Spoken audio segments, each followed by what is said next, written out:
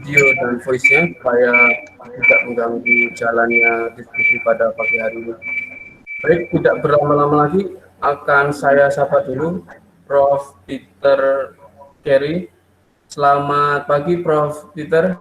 Selamat pagi, Sugeng Enjing, Sugeng Rao. Apa kabar Pak Peter hari ini? Kelihatannya sehat dan semangat walaupun dalam masa pandemi ini Pak Peter. Ya. Baik Pak Peter, sebelum kita mulai diskusi buku kita pada pagi hari ini, kita akan mendengarkan terlebih dahulu satu sambutan dari Pak Suharja selaku Kepala Museum Benteng Tersebut Yogyakarta. Kepada beliau kami persilakan. Terima kasih Mas Indra. Selamat pagi sahabat museum. Selamat bertemu kembali dalam acara bincang publik Museum Benteng Fredeberg Yogyakarta. Pada masa pandemi ini kita tetap selalu menyapa sahabat museum dari seluruh Indonesia, bahkan dari seluruh dunia, untuk tetap beraktivitas. Nah, pagi hari ini kami mengucapkan terima kasih kepada Prof. Peter Carey yang sudah berkenan untuk memberikan wawasan kepada kita terkait dengan Inggris di Jawa tahun 1811 sampai 1816 yang ditunggu-tunggu oleh sahabat museum dari seluruh Indonesia. Juga terima kasih kepada Mas Indra yang sudah memandu jalannya acara ini, dan tak lupa semua peserta diskusi bincang publik pada pagi hari ini. Marilah kita manfaatkan momen yang sangat bagus ini, kita bertemu dengan ahli Prof. Peter Carey yang sudah tidak asing lagi, untuk kita nanti bisa berdiskusi dengan beliau. Saya kira itu saja yang kami sampaikan untuk sahabat museum dari seluruh Indonesia. Terima kasih atas atensinya. Assalamualaikum warahmatullahi wabarakatuh. Waalaikumsalam. Terima kasih kepada Pak Suharjo sebagai Kepala Museum Benteng Fredeberg Yogyakarta karena telah memberikan sambutannya untuk acara bincang publik pagi hari ini. Sebelum saya ke Prof. Peter, saya ingin menghimbau dulu bagi sahabat museum yang sudah hadir pada pagi hari ini di bincang publik diskusi buku ini. Jika sahabat atau teman-teman ingin ikut bertanya kepada Prof. Peter, nanti bisa ditulis di kolom komentar, dan jangan lupa untuk mencantumkan akun IG sahabat museum semua, karena nanti akan ada 10 souvenir menarik yang akan diberikan oleh Museum Benteng Fredeberg Yogyakarta, dan nanti akan dihubungi oleh panitia. Baik Pak Peter Carey, sebelum kita mulai bincang bukunya ini, satu pertanyaan Pak Peter, ya. Dan mungkin pertanyaan bagi semua teman-teman dan sahabat museum juga sebenarnya. Apa yang membuat Pak Peter Carey ini mempunyai kecintaan dan perhatian yang luar biasa terhadap sejarah Indonesia, karena kita tahu lebih dari 40 tahun Pak Peter Carey ini meneliti sejarah Indonesia, khususnya sejarah Jawa Pak Peter. Ya, terima kasih Mas Indra. Ya, ini satu pertanyaan yang bisa dijawab singkat atau panjang ya. Yang singkat adalah takdir ya. Lahir dan ya diberi kesempatan. Saya lahir anak koloni di Myanmar. Saya pulang ke negeri ibuku Inggris waktu 7 tahun, dan saya menghadapi satu situasi yang sebenarnya cukup melecehkan atau cukup menyingkirkan sejarah yang bukan sejarah Inggris atau sejarah Eropa atau sejarah Barat ya. Jadi saya merasa saya harus membawa ke panggung dunia atau ke panggung Inggris satu different story, satu story yang beda. Ya. hari ini kita akan membahas, dan sebenarnya itu bukan magnum opus saya, itu magnum opus dari seorang Jogja ya. Seorang Bakti juga, ya. Diponegoro, Pangeran Arya Panular yang hidup antara 1772 sampai 1826. Jadi dia adalah seorang pakar sejarah. Pada sore hari dia pulang dari tugas di keraton dan dia menulis Surat Manik Moyo, dia bangun masjid sendiri, dia punya tugas sebagai salah satu kerabat yang senior dari keluarga dari Sultan Hamengkubuwono kedua dan ketiga. Tapi dia ada lowongan untuk membuat semacam dagbook, semacam buku harian mengenai zaman Inggris. Dan ini sangat berharga sekali sebab yang sebenarnya menguasai story ya, adalah orang Barat. Kita dengar dari Raffles, kita dengar dari History of Java, kita dengar dari Crawford, kita dengar dari Mackenzie. Dan sebenarnya kalau kita membaca History of Java, sama sekali tidak ada unsur kekerasan, sama sekali tidak ada unsur pelecehan, tidak ada unsur perampasan. Ya, semua mulus-mulus. Tapi kita bisa dengar dari sejarah seperti Babat Bedah Inga Yogyakarta yang ditulis oleh Bakti Diponegoro Panular, salah satu sejarah yang menurut saya jauh lebih valid untuk orang Jogja, jauh lebih valid untuk orang Jawa. Bagaimana to be at the receiving end, bagaimana menerima, bagaimana menjadi rumput di mana dua gajah berkelahi, ya, di mana, ya. Jadi ini situasi yang memicu saya untuk mengarah kepada sejarah Jawa. Mungkin berkaitan juga dengan buku yang lain, Prof. Kuasa Ramalan Pangeran Diponegoro, juga mungkin ramalan Pak Peter juga bertakdir dengan sejarah Indonesia, begitu Pak Peter? Saya kira ini satu saat yang sangat menarik dengan Black Lives Matter. Sebenarnya Brown Lives Matter. Ya, hidup orang sawo matang juga sepenting orang hitam. Ya. Jadi ini saat di mana ada respons. Ya, sebenarnya sistem kolonial adalah sistem yang dari satu sudut brutal, dari satu sudut lain merampas, dari satu sudut lain melecehkan. Ini saat di mana kita harus melaksanakan tugas yang sudah diberitahu oleh Bung Karno. Ya. Bung Karno pernah bilang di dalam pidato jas merah, sebenarnya merdeka fisik hanya 50%. Kita harus memerdekakan otak kami, harus betul-betul dekolonisasi dari sfer pikiran kami, dan kita harus ada PD sendiri, percaya diri sendiri, ya, bahwa kita orang Jawa atau kita orang Inggris atau kita orang Amerika, ya, punya hak untuk didengarkan dan punya hak untuk dihargai. Dan kalau kita wawancarai Diponegoro, mengapa sampai memberontak sampai gigi sampai 5 tahun, ya, dan pada akhirnya hanya dikawal oleh 2 ponakawan, ya, tidur di bawah pohon atau di dalam gua, sakit malaria, punya 2 luka di bahu kiri dan di kaki kanan. Mengapa dia sampai ujung seperti itu? Dan jawaban dari seorang Pangeran Diponegoro, saya mau dihargai. Ya, I want to be respected. I want your respect.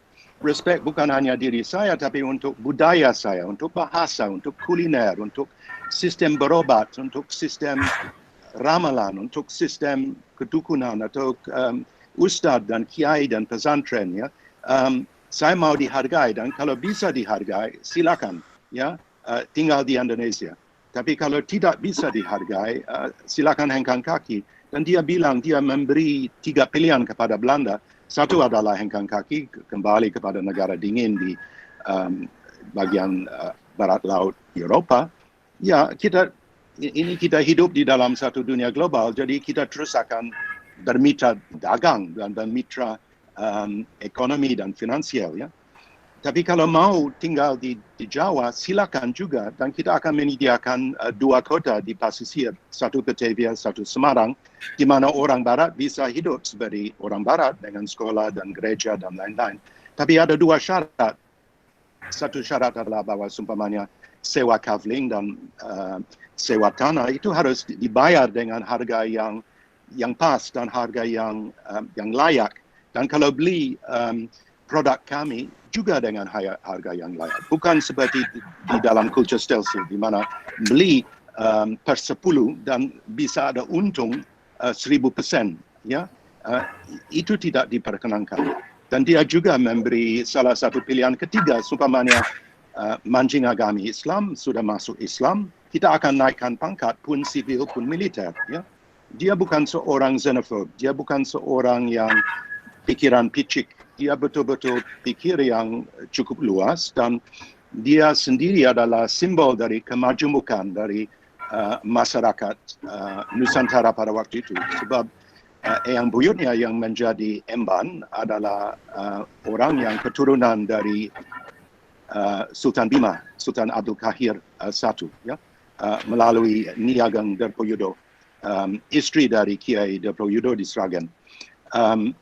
Dari eyangnya, dia punya darah Pamekasan dari Madura. Dan dari ibunda, orang desa dari Sukoharjo di selatan dari Solo, dia punya darah dari desa Jawa. Ya. Jadi dia bukan ya ningrat hanya ningrat budi, tidak ningrat darah seperti Raden Ajeng Kartini bilang. Ya. Jadi dia betul-betul menjiwai, menurut saya, salah satu kemajemukan. Dia punya dukun orang Benggala. Dia punya sahabat sohib yang dekat sekali, itu adalah Al-Ansari, keluarga Al-Ansari dari Jeddah, yang memberi masukan mengenai bagaimana pakaian atau jubah perang Sabil.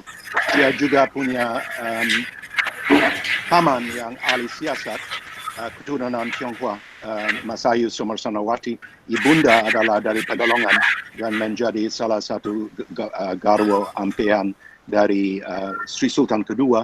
Dan dia punya sohib lain adalah John Crawford, di mana dia sering bertemu dengan John Crawford. Dan Crawford adalah seorang Skotlandia yang cukup masam menurut saya, tapi dia mahir bahasa Kromo Inggil di dalam 6 bulan. Jadi Diponegoro tidak pilih memilih, dia hidup di dalam satu Tanjin Sing yang menjadi Kapiten Cina Jogja, menjadi pelatih untuk Paswal Diponegoro di Tagarejo. Jadi dia hidup di dalam satu multivalent society, dan multivalent society menurut saya ini yang kita harus hidup kembali, sebab l'union fait la force. Ya, di dalam Bhinneka Tunggal Ika, kalau kita betul-betul bisa bersatu dan bisa ambil kejeniusan dari suku-suku macam-macam, dan ini Nusantara bukan salah satu negara di pegunungan, kita bisa betul-betul kuat sekali dan bisa menggoncang dunia. Baik, Pak Peter, kita dan sahabat Museum BT semuanya, kita akan tampilkan beberapa slide PowerPoint, Pak Peter. Ya.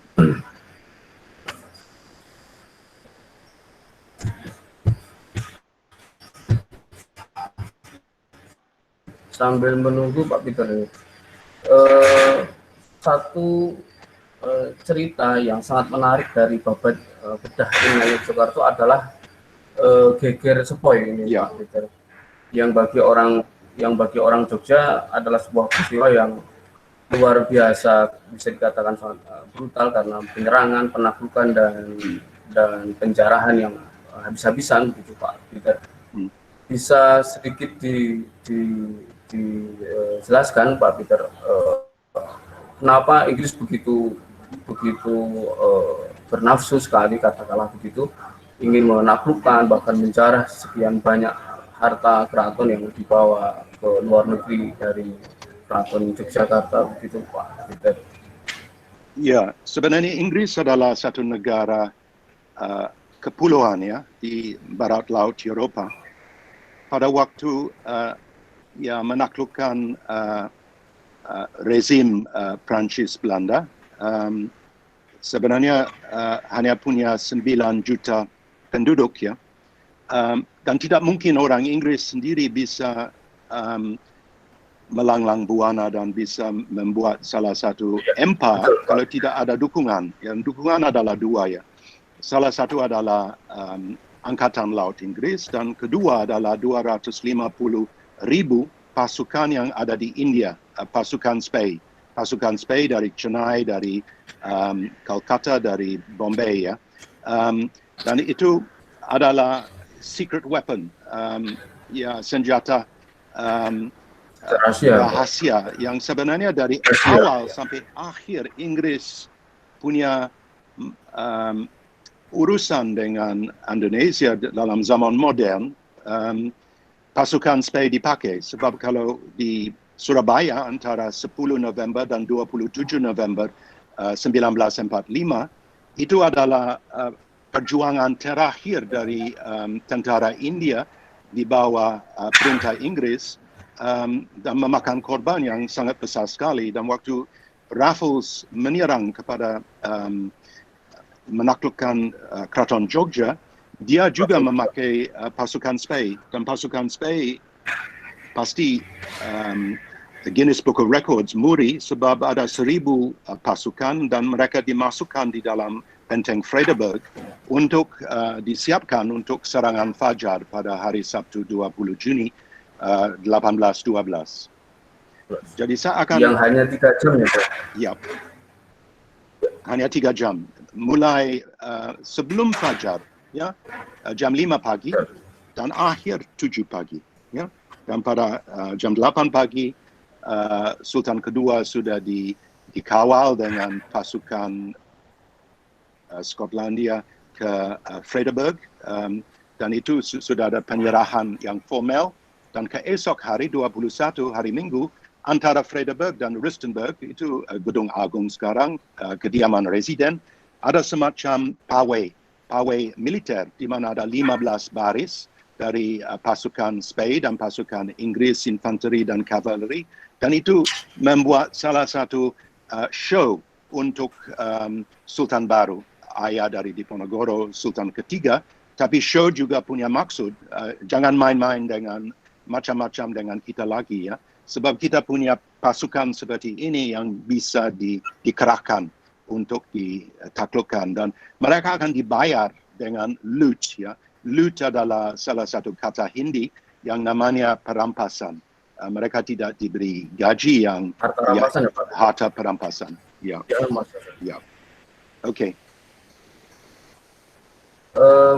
Sebenarnya seberapa penting posisi strategis Keraton Yogyakarta di tahun-tahun itu sehingga Inggris sangat bernafsu ingin menaklukkan dan menguasai Pak Peter? Ya, sebenarnya Jogja didirikan di atas salah satu kemenangan militer. Kemenangan militer Pangeran pasca 1749 Sultan Mangkubumi. Ya, jadi asal-usul dari Jogja, asal-usul yang sangat ada persentuhan dengan budaya militer. Kalau kita lihat tarian Serimpi Bedoyo dan tarian setiap Senin Kemis di alun-alun selatan ada semacam latihan, Sabtu juga latihan militer dengan pakai tombak. Ini salah satu keraton dan salah satu ya sesuatu yang betul-betul ya punya salah satu wadah yang boleh dikatakan militer. Dan kalau kita lihat situasi untuk Inggris adalah mereka menaklukkan Prancis, tapi untuk terus-menerus punya pasukan Inggris di Jawa itu mahal. Dan English East India Company tidak mau ada pasukan yang harus dibayar terus-menerus kepada kas pemerintah Inggris. Jadi mereka mau bahwa Jawa bisa dipertahankan hanya dengan 5,000 pasukan. 5,000 pasukan dan kebanyakan pasukan Spey yang tidak harus dibayar mahal. Dan itu sebab kalau Jogja dibiarkan, apalagi Jogja dipimpin seorang sultan yang cukup berani seperti Sultan kedua, itu akan membahayakan situasi Inggris di pesisir, di Semarang atau di Surabaya. Ya. Jadi untuk membiarkan satu situasi, dan mereka punya sekutu di Jogja, ya itulah adalah ya situasi di mana untuk mengamankan situasi Inggris, mereka harus menaklukkan Jogja dan menyingkirkan Sultan kedua dan mengangkat mereka punya sekutu Sultan ketiga. Dan itu untuk membuat salah satu ya situasi persekutuan di Jogja di mana Inggris merasa aman dan Inggris punya persahabat. Baik, Prof. Peter, ini sudah ada beberapa slide PowerPoint yang sudah kami tampilkan bagi para sahabat museum. Bisa dilihat tampilannya. Bisa dijelaskan Pak Peter untuk beberapa slide yang ditampilkan ini? Ini saya coba singkat ya, dan saya minta maaf kepada teman-teman dan sohib yang kumpul pagi ini yang sudah pernah dengar ini ya. Jadi mudah-mudahan tidak membosankan. Saya ambil kutipan dari Pramudia, dia yang menyerah, cerita dari Blora. Zaman Inggris dalam pandangan seorang pangeran sastrawan dan Islami di Jogja, Pangeran Aryo Panular, merayakan manuskrip Jogja kembali dengan membaca kembali bedah salah satu pandangan yang khas Jogja dan khas Jawa terhadap Inggris, hadiran orang Inggris, penghadiran orang Inggris di Jogja dan di Jawa. Next slide. Next slide.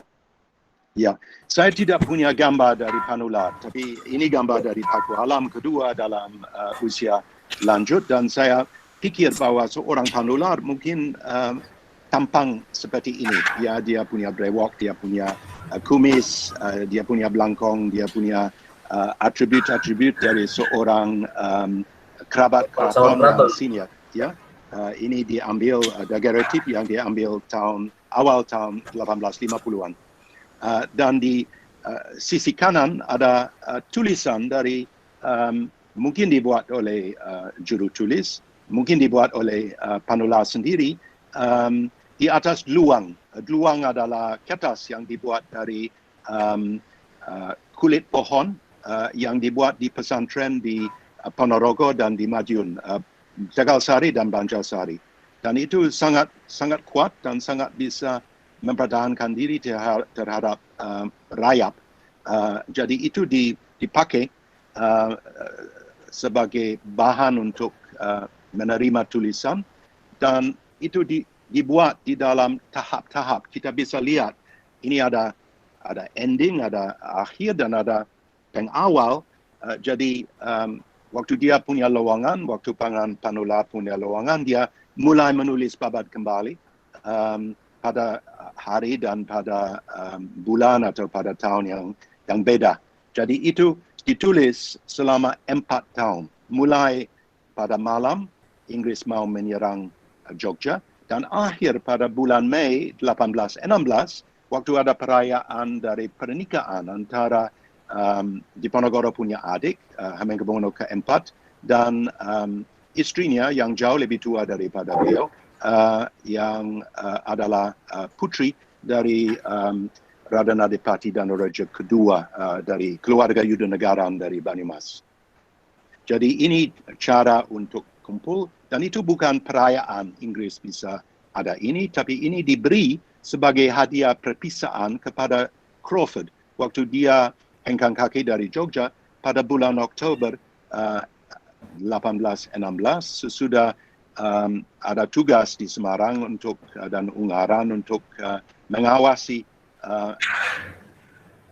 tarik alih pasukan Spei dan pasukan Inggris dari Pulau Jawa. Sesudah Pulau Jawa diambil alih oleh Belanda lagi pada 19 Agustus 1816 di Batavia. Next slide.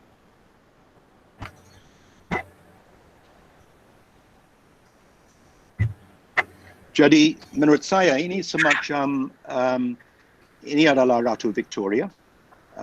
Di samping Ratu Victoria dia punya sekretaris Grand Chamberlain Sir Henry Ponsonby, dan Sir Henry Ponsonby juga membuat salah satu catatan, satu dagbook mengenai the Court of Queen Victoria, istana dari Ratu Victoria pada akhir abad 19 waktu dia menjabat, dan itu mirip dengan apa yang ditulis oleh Panular. Panular bukan seorang sejarawan profesional, bukan seorang yang punya cakrawala global. Dia punya cakrawala yang berpusat kepada Jogja dan berpusat kepada isu-isu adat, isu-isu status, isu-isu rusis antara anggota keluarga Jogja yang sangat hidup dan sangat penting bagi beliau. Jadi, he's not writing a professional history. Dia tidak menulis satu sejarah profesional, dia tidak tulis mengenai great power politics, dia tulis mengenai apa sebenarnya terjadi di dalam inti dari keraton. Dan ini sangat mirip dengan The Diary of Sir Henry Ponsonby, isu-isu dari status, isu dari adat, isu dari etiket, isu dari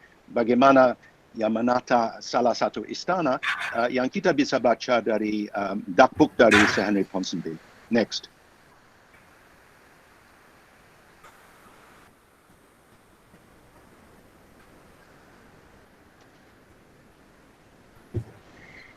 Kasus Panular jauh lebih seru daripada Ponsonby sebab istana Inggris tidak ditaklukkan.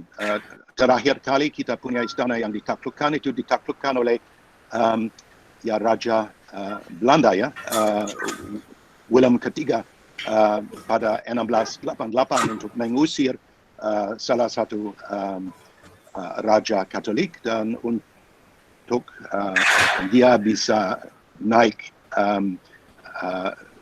sebagai raja, dia bisa diangkat sebagai raja.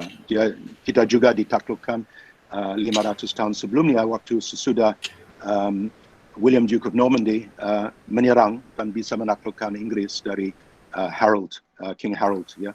Jadi untuk Panular dia mengalami serangan Inggris, dia mengalami degup jantung bagaimana bangun pagi dan ada meriam dari Frederberg yang sedang melululantakkan Kauman, melululantakkan penggurakan, melululantakkan areal-areal dari pintu Pancasuro yang masuk kepada Kadipaten. Serang fajar waktu ada sharpshooters, tembak G2 dari Skotlandia, 78th Regiment of Foot, waktu ada artileri dari Chennai yang dipakai untuk mendobrak pintu yang dibuat dari kayu jati di pintu Pancasura, dan waktu naik dengan tangga yang diberi oleh Kapitan Cina Tan Jin Sing untuk bisa menaklukkan Balawerti, dan meriam dari Jogja sendiri diarahkan kepada orang di dalam keraton dan kedaton. Itu salah satu 2 jam yang penuh dengan kebrutalan, penuh dengan dia yang menyerah. Banyak orang pangeran lompat dari Balawerti dan hengkang kaki dari keraton dan pergi ke Bagelen atau Imogiri atau Bantul untuk melindung di desa mereka punya ibunda atau mereka punya istri. Jadi itu salah satu situasi yang sangat mengerikan, dan Diponegoro sendiri tidak mau menyerahkan keris Kanjeng Kiai Adijoyo, dan itu dia dilukai di kaki, di paha oleh seorang spy sebab dia tidak sudi menyerahkan keris waktu dia ditangkap dengan ayahnya di Taman Sari di Jalan Asem. Next.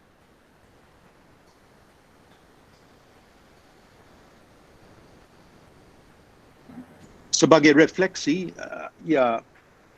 kalau Panular ada seorang filsuf, ya. Dia bukan hanya seorang patriot Jogja, patriot Jawa. Dia membuat satu refleksi bahwa wahyu Wong Jowo seperti redup, ya, tidak cahaya lagi.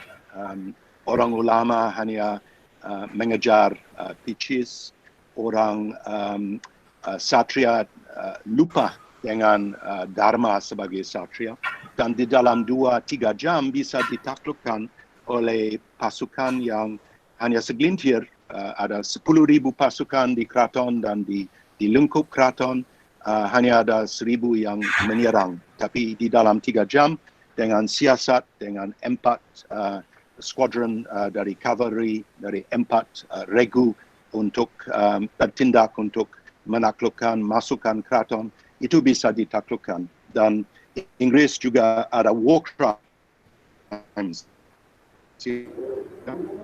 ada kejahatan perang, sebab Raden Tumenggung Sumodiningrat dikejar sampai di dalam masjid dan ngedrel oleh pasukan Mangkunegaran di dalam masjid.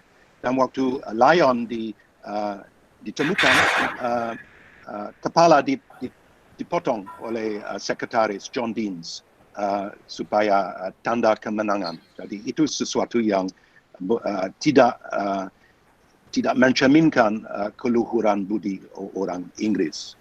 Next. Dan pasukan Skotlandia juga memberi, ya, ini adalah dua panglima, komentar atas orang terkemuka yang kita bisa dapat di dalam tulisan dari Panular, sangat menarik. Laksamana Samuel Hood yang kehilangan tangan kiri di Rochefort waktu dia bisa ambil sebagai prize 4 fregat Prancis.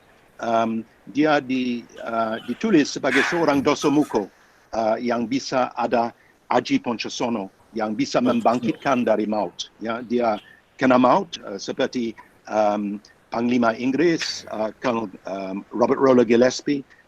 Dia kena peluru dari pasukan Suranatan waktu dia mau masuk kepada Masjid Suranatan di dalam Panepen dari keraton. Dia terus-menerus berjuang, ya, walaupun dia luka berat di bahu kanan. Ya. Jadi ada semacam vignette, dan vignette itu diambil dari dunia wayang. Ya. Dunia wayang sangat hidup pada waktu itu. Diponegoro sendiri ambil contoh dari Arjuna sebagai lambang. Kritik di Solo melambangkan Diponegoro sebagai seorang sombong, anak dari Krishna yang pura-pura sakti tapi di dalam isi kuning. Dan Bupati Perdana di Purworejo, Cokronegoro I, melambangkan Diponegoro sebagai seorang Suyudono. Suyudono raja dari Kurawa yang ya, cacat, sombongan dan egotis, seorang Donald Trump dari Kurawa. Next. Juga ada Colonel Colin Mackenzie sekitar 1754 sampai 1821, perwira komandan pasukan Zeni Inggris yang merencanakan serangan Inggris India terhadap Keraton Jogja pada Fajar 20 Juni. Dan dia juga dibayar dengan naskah, dan dia juga merampas 2 prasasti yang sangat penting sekali. Dia dikawal oleh dia punya pandit, dia punya orang yang tolong dia yang di kanan dengan membuat peta, dan di kiri adalah pandit dalam bahasa Telugu dan bahasa Sanskerta. Jadi dia adalah seorang opsi intel untuk Inggris. Ya. Dia bisa menguasai banyak bahasa lokal, dan pada akhirnya dia bisa menjadi Surveyor General dari India dan mulai di Chennai. Jadi koleksi dari Colin Mackenzie yang sekarang ada di British Library sangat kaya sekali, sangat majemuk, sangat menarik. Kita bisa juga baca ya, salinan dari semua laporan VOC mengenai Jawa yang dipakai Inggris untuk bisa mengenal bagaimana untuk bisa membangkitkan satu rezim lagi, rezim Inggris di sini. Jadi dia bukan hanya seorang tukang pukul, tapi dia seorang yang pakai akal. Next.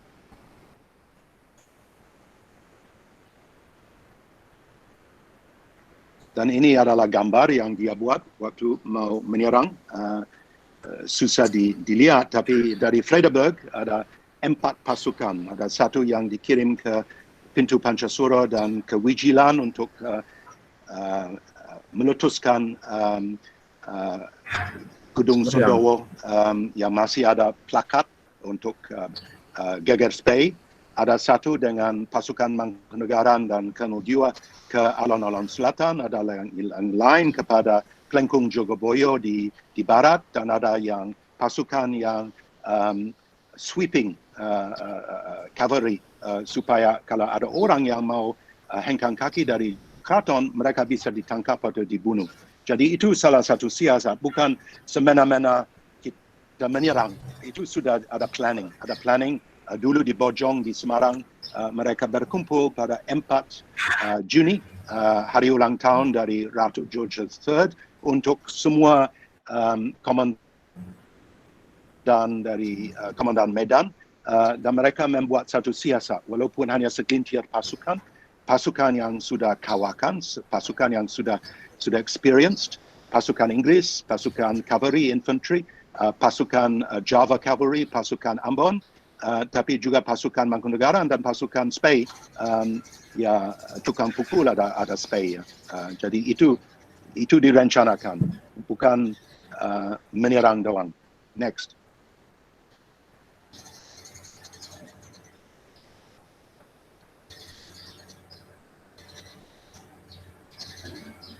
Next.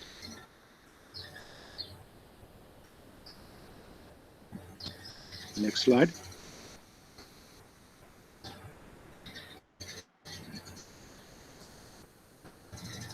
Next slide.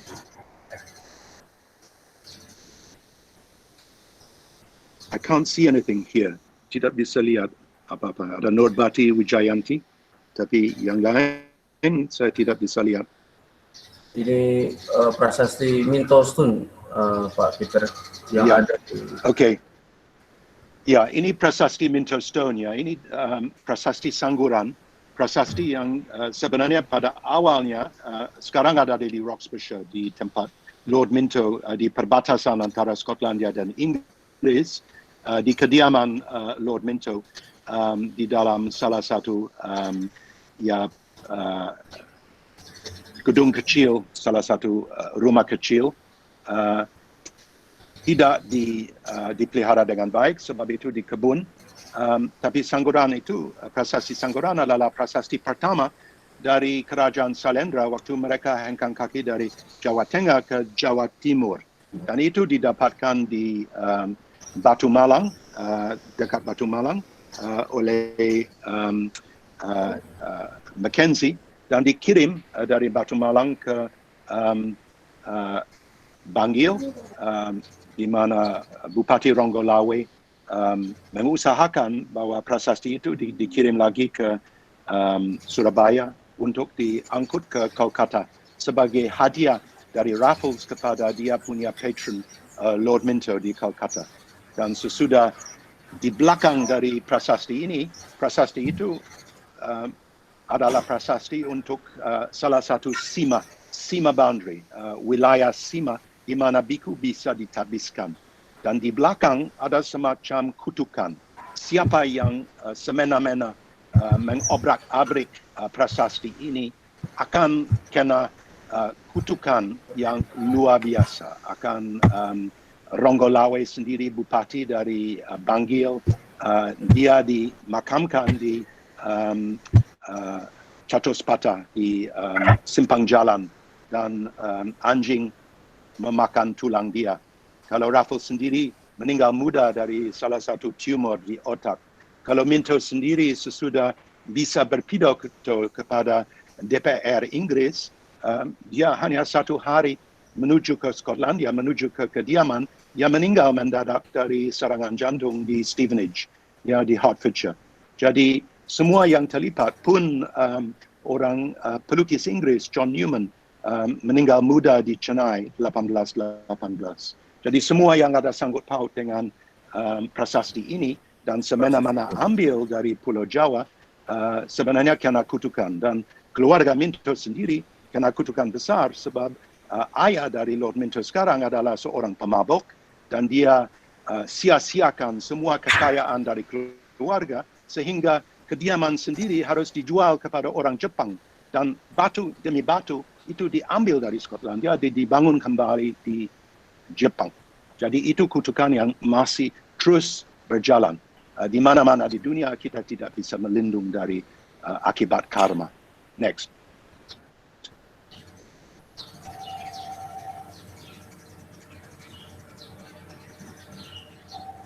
Ini prosesi pucangan, Pak Peter, yang dibawa ke Pucangan. Ini pucangan, ini prasasti dari Raja Elangga ya. Pucangan the Elangga Stone itu juga diambil oleh Mackenzie dan sekarang ada di Museum of India di Calcutta dan di gudang di Calcutta. Tidak dipamerkan sebab itu prasasti dari satu pulau yang tidak berbobot bagi orang India, Jawa. Dan sebenarnya sayang, dua prasasti ini sebenarnya harus kembali kepada tanah air sebab di atas prasasti pucangan kita tahu semua selak-beluk dari sejarah pribadi dari Ratu Elangga yang bisa menaklukkan dan bisa menyatukan kembali keraton waktu dia mendirikan keraton Kahuripan pada 1021. Jadi ini cerita bagaimana dia menjadi resi selama 16 tahun di hutan di Jawa Timur. Bagaimana dia mengalami praloyo di Bali. Elangga adalah julukan dari seorang raja yang menyeberang laut. Dan sebenarnya prasasti ini sangat penting sekali seperti prasasti kita punya di Stone of Scone atau seperti Excalibur atau seperti prasasti di Inggris yang sebenarnya adalah bahan sejarah yang jangan yang sangat berharga ya Pak. Ada salah satu tindakan diplomatik.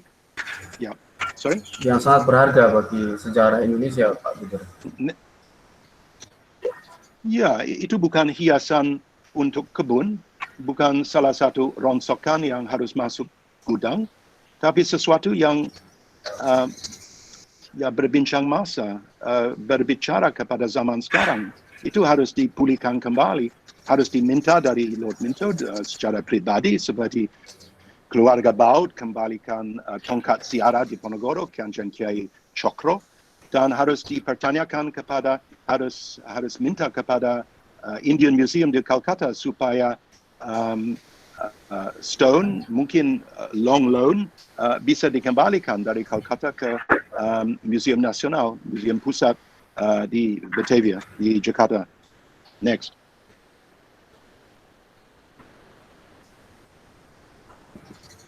SS Matilda Pak Peter yang membawa prosesi ini. Oh ya, ini hanya ya ini yang berlayar.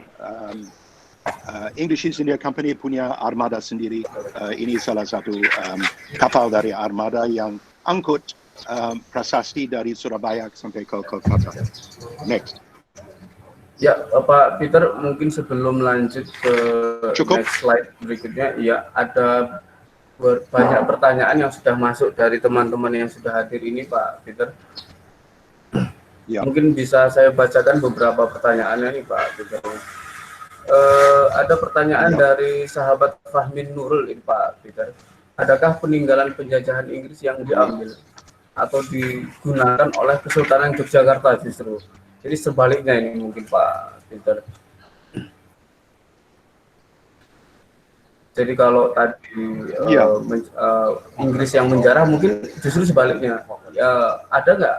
Apakah ada yang dipakai oleh kita sendiri, Pak Peter? Ya, sebenarnya warisan Inggris adalah warisan yang sangat real dan itu warisan Pakualaman. Pakualam, Notokusumo, Pangeran Notokusumo adalah sahabat dekat, intellectual friend dari Raffles. Crawford bisa bilang di dalam semua masyarakat Jawa tidak ada seorang yang begitu pintar daripada seorang Pangeran Notokusumo.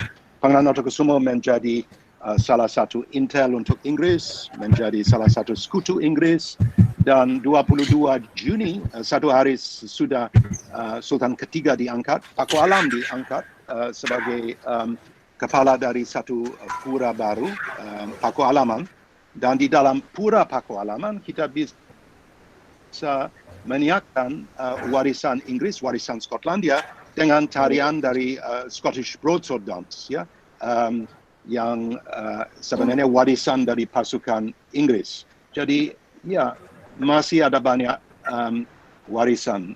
Katanya ya kita di mana-mana di Indonesia pakai kiri jalan, ya, kiri jalan juga dipakai Inggris, ya. Ada pedagang kaki lima. Pertanyaan. Kaki lima. Next. Pertanyaan berikutnya mungkin Pak Peter.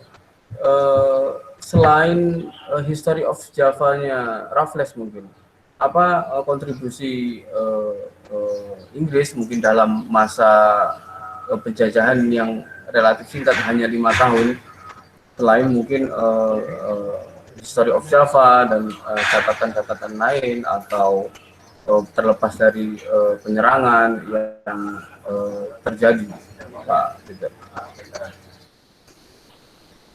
Ya, 5 tahun cukup singkat, tapi bukan hanya Raffles yang menulis. Ada John Crawford, The History of the Indian Archipelago, Encyclopedia of the Indian Archipelago. Jadi dia membuat encyclopedia, dia membuat salah satu buku besar yang 2 jilid yang diterbitkan di Edinburgh 1820. Ada dari John Marsden, kepala dari Admiralty dari bagian penelitian di Angkatan Laut Inggris, yang menerbitkan satu buku besar mengenai Sumatra, The History of Sumatra. Ya, juga ada tulisan yang naik ya prasasti, dan juga ada warisan hukum, the beginning of the residence courts, penghakiman keresidenan yang betul-betul menjengkelkan seorang Diponegoro, sebab dia bilang bahwa orang Jawa diangkat dari hukum ilahi dan ditaruh di bawah naungan dari hukum kolonial. Jadi ada warisan dari pajak tanah yang diambil, yang dibangkitkan Inggris, dan ya sebenarnya macam-macam cara ya warisan Inggris. Ada warisan positif, ada warisan yang neutral, ada warisan juga yang boleh dikatakan sangat negatif sekali. Dan Inggris 2 kali ke sini, 2 kali membuat pembantaian massal.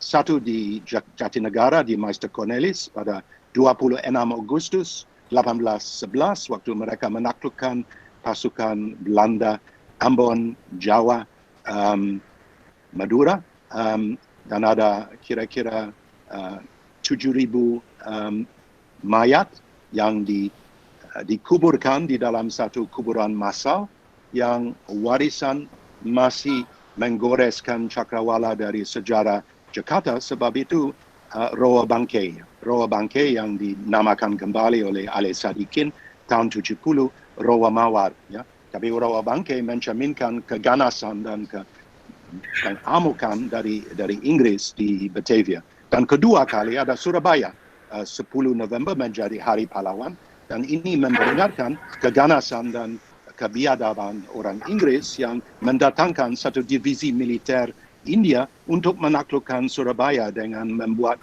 150.000 orang pengungsi, 27.000 orang yang meninggal, kebanyakan orang sivil, orang perempuan dan anak-anak, ya. Ada kira-kira 10 sampai 12.000 pasukan ya orang TKR, Tentara Keamanan Rakyat dan lain-lain. Jadi dan pemuda. Jadi itu bukan satu sejarah yang gemilang, ya. Dan sejarah itu harus diakui. Inggris menjadi kaya raya dari sistem perbudakan. Keluarga saya dari Liverpool dengan Bristol dan Glasgow, tiga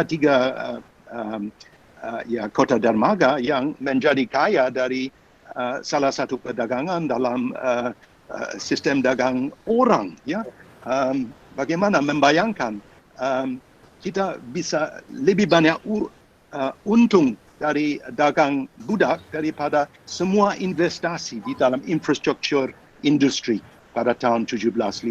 Ya.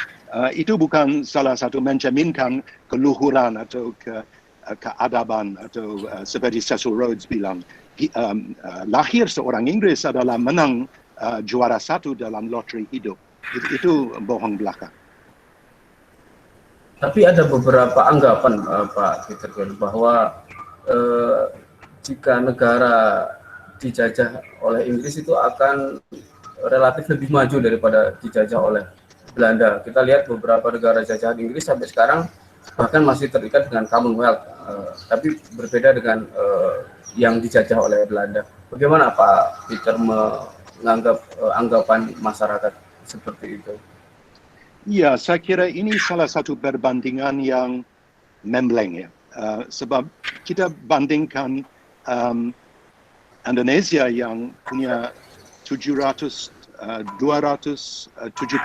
juta orang dengan Singapura yang adalah kota madya, ya, dengan mungkin paling-paling 5 juta orang, atau dengan Malaysia yang hanya punya 10 penduduk dari 27 juta orang atau 30 juta orang, ya, atau dengan Brunei atau dengan Hong Kong, ya.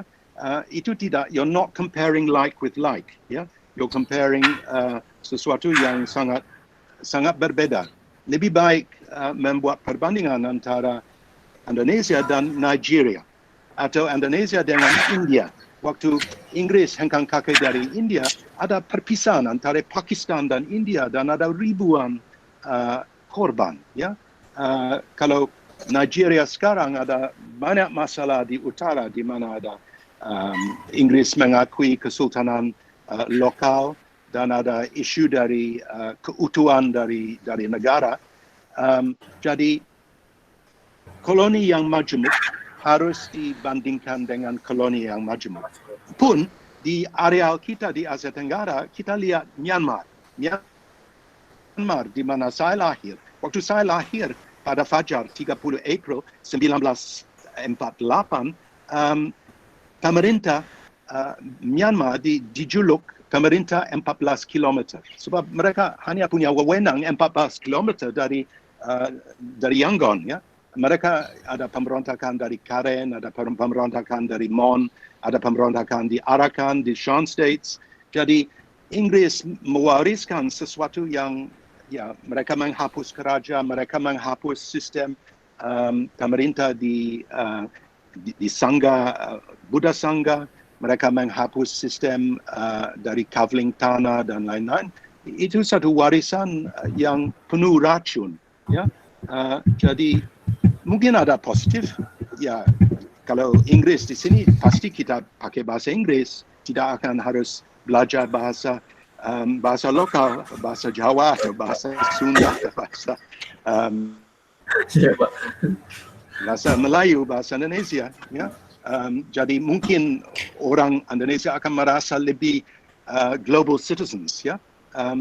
Tapi jangan salah, Inggris lebih kejam daripada Belanda, ya. Dan kita bisa menyaksikan itu waktu mereka menaklukkan Delhi sesudah ada pemberontakan massal dari SPY 1857 dan perwira intel Inggris pergi ke mana-mana untuk membunuh anggota dari keluarga inti dari Mughal di Delhi, ya. Ada banyak kekerasan, banyak sistem yang sebenarnya mewariskan sesuatu yang sangat kurang mulia.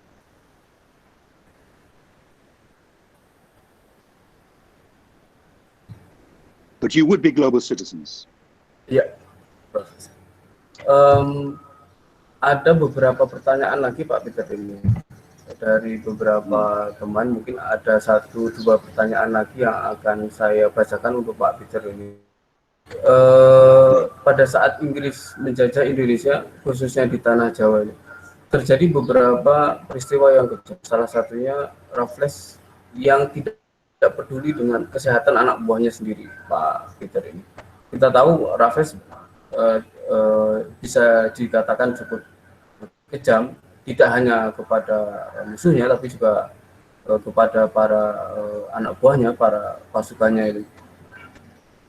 Kalau kita berkaca, mungkin apakah katakanlah Jenderal Raffles hanya mengedepankan nafsunya sendiri, kemauannya sendiri, sementara tidak memikirkan anak buahnya, begitu Pak Peter? Ya, sebenarnya Raffles adalah seorang yang seperti bipolar, ya, orang yang punya bipolar disorder, ya, seorang ADHD, terus menerus berjalan. Ada seorang sekretaris yang bilang bahwa Raffles bisa seperti Pak Vardiman sendiri, Joyo bisa membuat 4 tugas sekaligus. Dia bisa mendikte salah satu surat laporan kepada Lord Minto, dia bisa mengurus terjemahan dari babad dari bahasa Jawa atau tulisan Sanskerta, dia bisa menulis salah satu minit. He was a multitasker. Dan kalau dia bukan multitasker, tidak mungkin dia bisa angkat diri dari seorang pegawai. Dia krani. Dia dibayar hanya 90 pound sterling setahun. Itu mirip dengan $4,000. $4,000 bukan nothing, tapi tidak banyak, ya. Tapi dia bisa menjadi diangkat sebagai sekretaris dari pemerintah Hindia Jauh Inggris, East India Company, di Penang. Ya, waktu dia hanya masih belia sekali, hanya 28 tahun, dan waktu dia 34 atau 32 tahun, dia diangkat sebagai Letnan Gubernur dari Pulau Jawa. Dia tidak akan menjadi Letnan Gubernur, dia tidak akan menjadi seorang Raffles kalau dia tidak seorang yang sangat driven, ya, very driven, seperti Habibie. Ya, Habibie bisa menguasai bahasa Jerman, bisa naik daun sebagai wakil presiden dari Messerschmitt. Dia bisa membuat salah satu summa cum laude skripsi mengenai avionics dari wing avionics. Ya, he was a genius. Tapi untuk hidup dengan seorang genius, ada seorang membutuhkan seorang martir. Ya, to live with a genius, you have to be a martyr. Dan dia tidak peduli. Ada sekretaris, George Addison, anak muda 21 tahun, dia dari keluarga yang baik Inggris di Calcutta. Orang tua adalah seorang penghakim di Calcutta. Dia datang sebagai sekretaris dari Raffles. Dia tugas di Bogor, di istana di Bogor. Dia harus bangun pagi. Dia malam sekali terus menerus menulis untuk Raffles. Dan Raffles satu hari mengajak dia ke Anyer untuk menyaksikan pelatihan dari Angkatan Laut Inggris di Selat Sunda. Dan pada malam hari, dengan tergesa-gesa, Raffles mau kembali dari Merak sampai ke Anyer, sampai ke Bogor, tidak peduli bahwa itu musim hujan, bulan Januari atau bulan Februari 1814, dan dia kena seragam yang basah. Raffles tidak mau berhenti untuk ganti pakaian, dan sehingga dia tiba di Bogor pada malam hari, sudah sakit-sakitan pneumonia, dan 3 hari sesudahnya dia meninggal.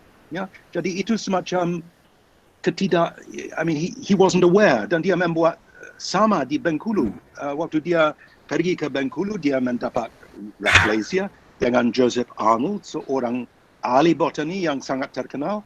Dia dengan sengaja mau berjalan pada detik matahari di tengah-tengah hari melalui pantai menuju ke Bengkulu. Bayangkan, mad dogs and Englishmen go out in the midday sun. Ya, dan akhirnya dia Joseph meninggal dari fever. Ya, jadi bukan orang kerani saja, tapi sahabat seperti Joseph Arnold, ya, yang menjadi korban. Ya, tapi he was a driven person. If he wasn't driven, kalau dia tidak punya bipolar disorder, dia punya semacam genius seperti seorang Diponegoro yang punya batin dalam, batin kuat yang luar dan dalam, atau seorang Habibie, tidak mungkin mereka bisa meraih prestasi seperti itu. Ya, Pak Peter, mungkin ini pertanyaan yang terakhir karena durasi waktu kita juga sudah lebih dari 1 jam, Pak Peter. Ini ada pertanyaan yang cukup bagus. Apakah Pak Peter bisa ikut andil dalam pengembalian beberapa prestasi tadi diceritakan oleh Pak Peter, dan kita tahu juga kemarin beberapa waktu yang lalu ada keluarga HB2 yang sempat menuntut pemerintah Inggris untuk mengembalikan 45 naskah dan sekitar 350 kg emas. Mungkin tidak mudah bagi Pak Peter atau England Embassy di Jakarta untuk ikut mengembalikan barang-barang jarahan pada waktu tahun 1812 itu, Pak Peter. Ya, saya kira kita harus, sumpamanya ada keseriusan dari pihak kami di sini di Indonesia dan di Jogja pada khususnya untuk menuntut hak. Ini harus dibuat PR. PR harus dibuat dengan provenance. Jadi provenance dari salah satu naskah seperti Babat Bedangnya Yogyakarta bukan perampasan, itu pemberian. So you have to do provenance research. Betul-betul harus meneliti sejarah dan arsip, ya. Bukan 7.000 naskah, tapi 45 naskah yang berasal dari Keraton Jogja. Bukan 52 ton emas yang mirip dengan total holdings dari Bank of England, tapi kira-kira 350 kilogram emas. Sebab itu mencerminkan 800,000 Spencer Martin, dolar Spanyol yang diambil Inggris. Dan itu harus diajukan, dan kita bisa ambil contoh dari Rowo Gede, seorang Batara Gulung yang menuntut Belanda untuk membayar rekompensasi dari janda di Rowo Gede. Janda yang suaminya atau anaknya yang dibantai oleh pasukan Kenil atau pasukan Leger, Rijksleger dari Belanda, ya. Dan pada akhirnya diakui oleh pemerintah dan dibayar 5.000 euro per janda. Itu harus betul-betul harus dituntut, tapi dituntut secara intelligent, ya, dengan penuh fakta, ya. And if you can do that, then you can score a goal. Seperti D-Day, ya, 7.000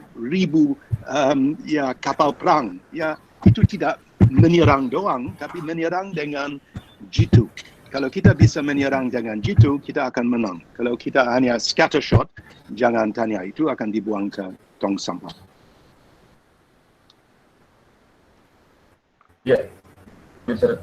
Ini nampaknya masih ada tambahan waktu. Kita masih berdiskusi.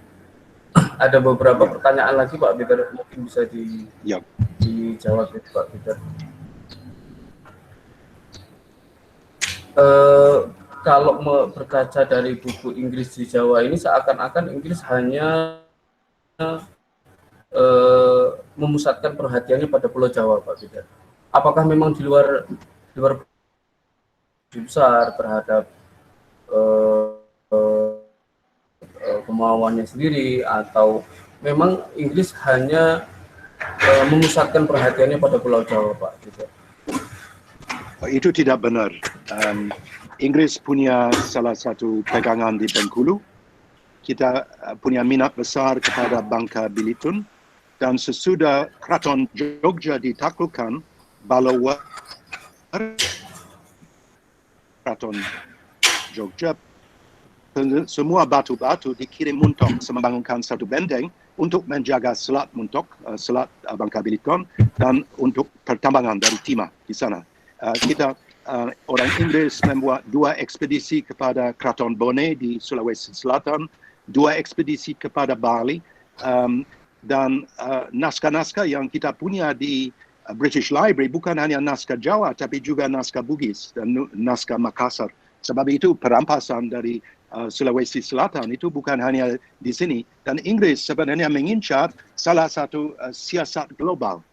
Kita membutuhkan salah satu pegangan di Nusantara supaya perdagangan antara India dan Tiongkok melalui Selat Melaka bisa dijaga. Dan kalau Inggris masih terus-menerus di Batavia, Batavia yang akan menjadi pusat dari semua perdagangan antara India dan Tiongkok.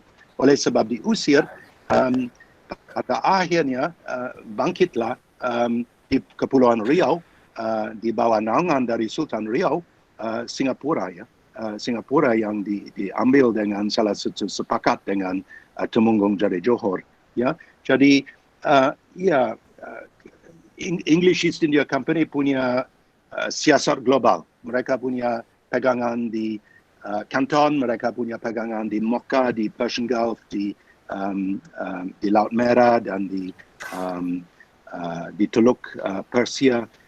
Mereka punya pegangan yang besar sekali di India, di Chennai, di Kolkata, di Bombay, di Delhi.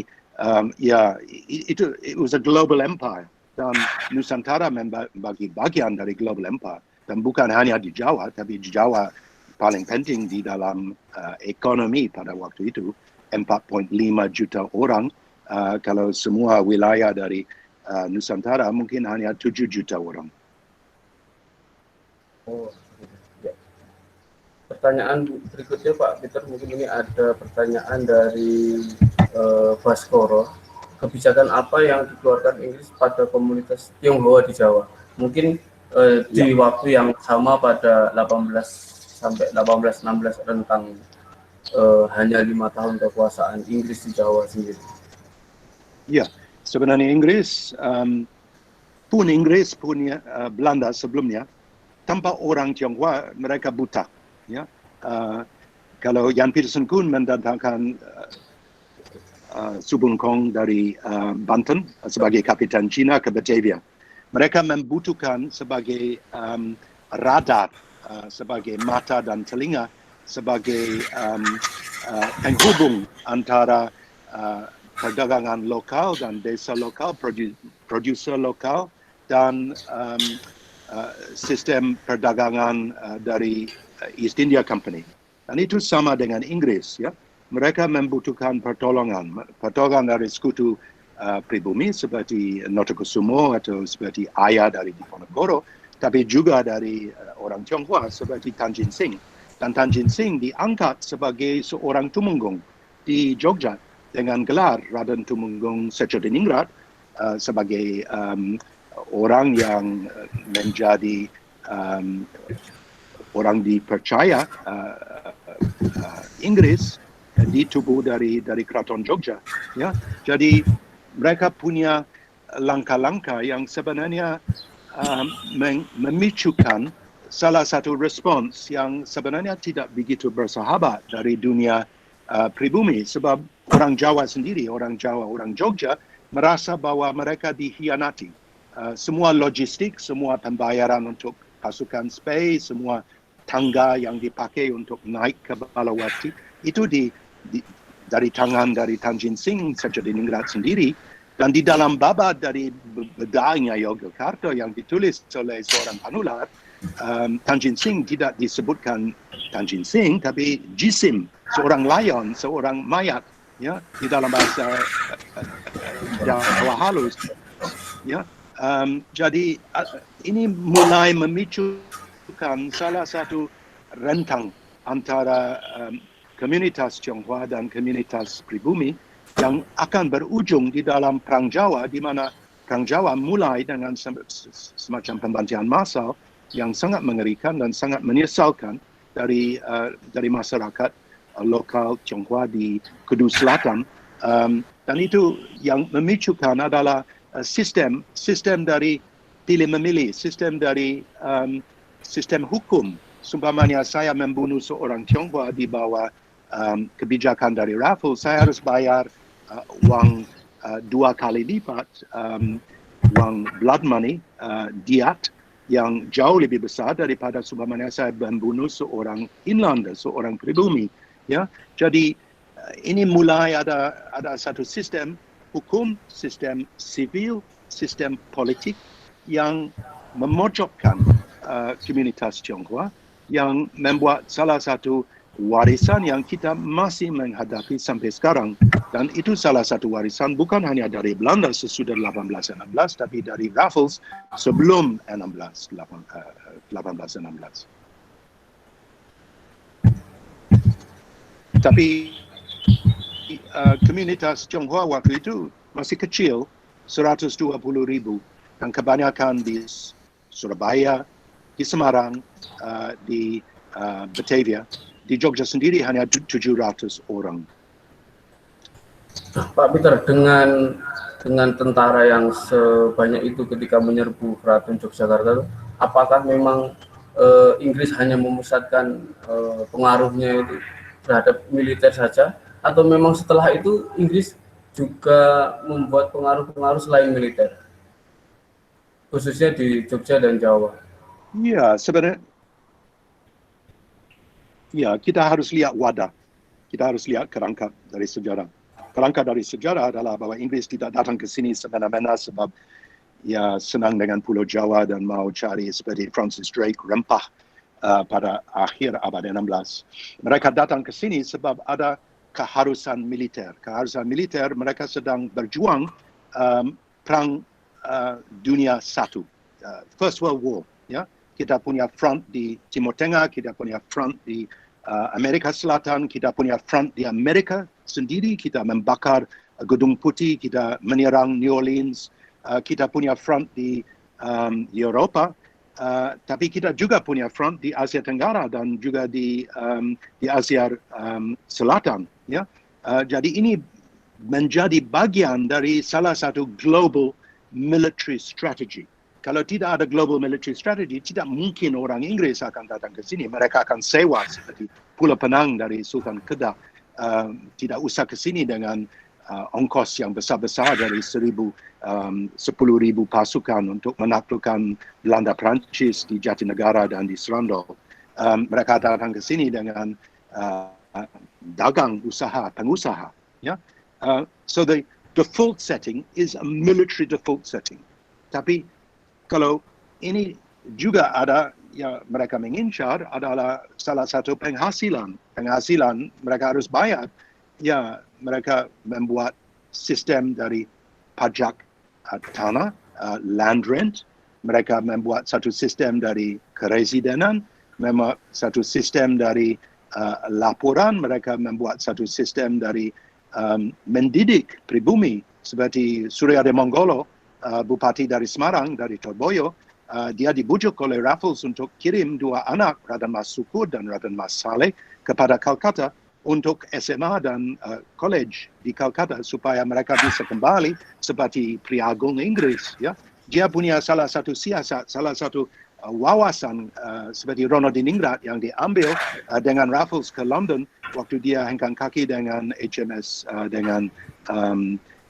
Ganges, ya, pada 26 Maret 1816 dari Batavia. Jadi dia punya siasat budaya, ya. Dan salah satu tindakan yang sangat penting sekali dari pihak Indonesia yang bisa diterapkan sekarang adalah untuk kirim 2 magang kepada British Museum untuk mencatat semua koleksi dari Raffles, koleksi dari koin, koleksi dari gamelan, koleksi dari wayang, koleksi dari benda-benda arca dari Buddha dan Hindu, ya, dan membuat salah satu katalog raisonné dari apa yang diambil. Sebab dia punya Raffles punya salah satu pandangan. Kita akan menaklukkan tidak hanya militer, tapi secara budaya dan secara pengetahuan. Membuat salah satu peta dari John Walker yang paling mendetail semua areal pertambangan, semua dermaga seperti Pacitan atau Cilacap atau seperti Wankups di Pelabuhan Ratu. sebab mereka mengincar, umpamanya kita harus kembali kepada Pulau Jawa dengan serangan amfibi, kita akan memakai pantai selatan dari Pulau Jawa untuk landing kita di Pacitan atau di Cilacap. Ya, jadi ini semacam siasat, intel, budaya, pengetahuan. Knowledge is power. Umpamanya kita ada pengetahuan, itu adalah kekuatan, adalah kekuasaan. Ya, jangan lupa. Ya, knowledge is power. Sekarang, umpamanya Trump bilang kepada Xi sorry, tidak ada Qualcomm lagi yang akan diekspor. Ya, tidak ada microchips. Bisa apa?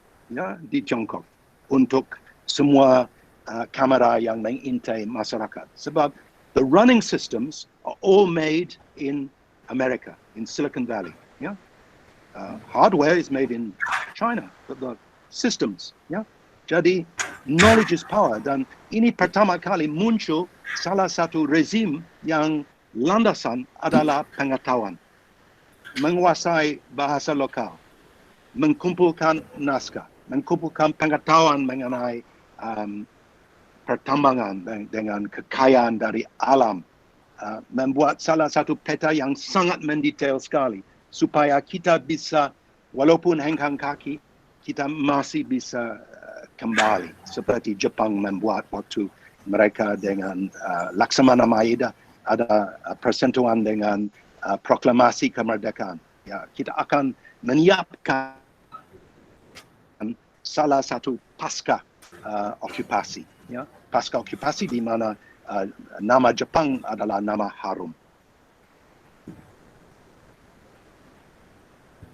Baik Pak Peter, ini sudah hampir 1,5 jam kita berbincang. Mungkin Pak Peter bisa memberikan intisari dari materi sekaligus untuk kita generasi milenial Indonesia dalam memahami sejarah juga, khususnya setelah kemarin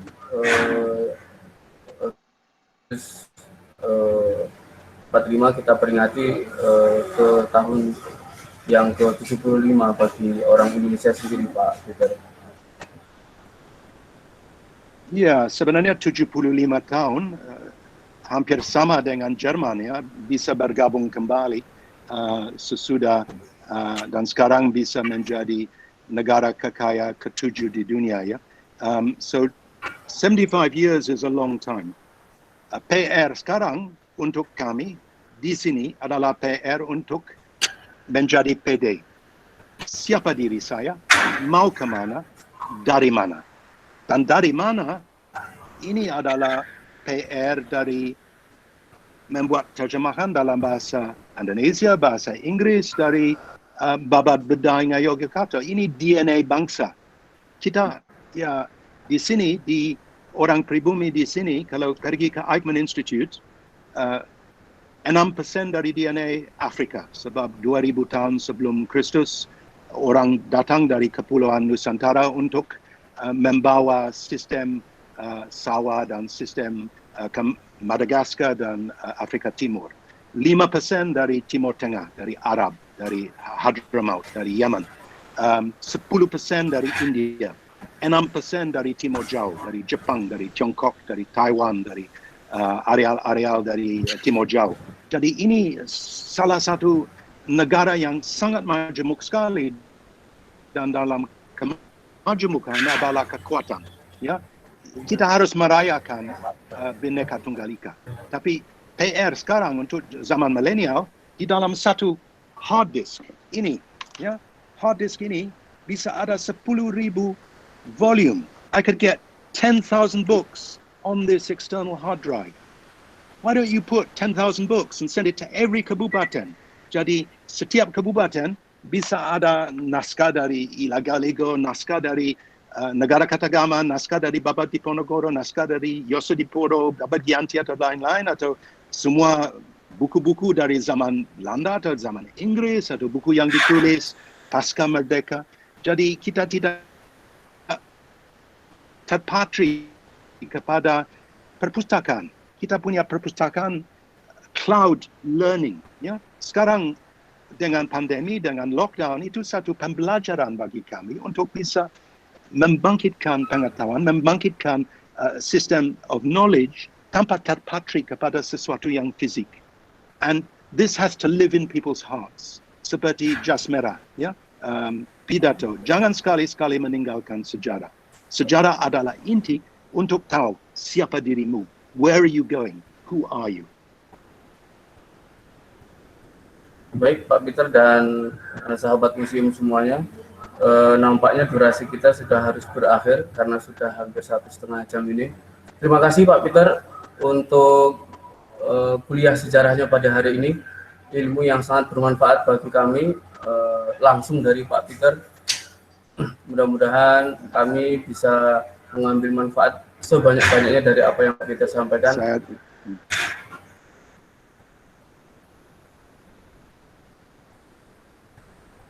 Pak Peter, terima kasih banyak. Ya, terima kasih banyak dan semangat terus di Nusantara untuk diorbitkan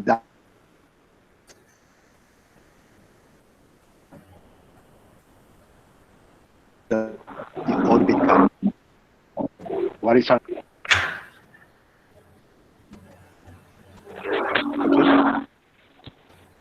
Baik Pak Peter, terima kasih dan sahabat museum semuanya.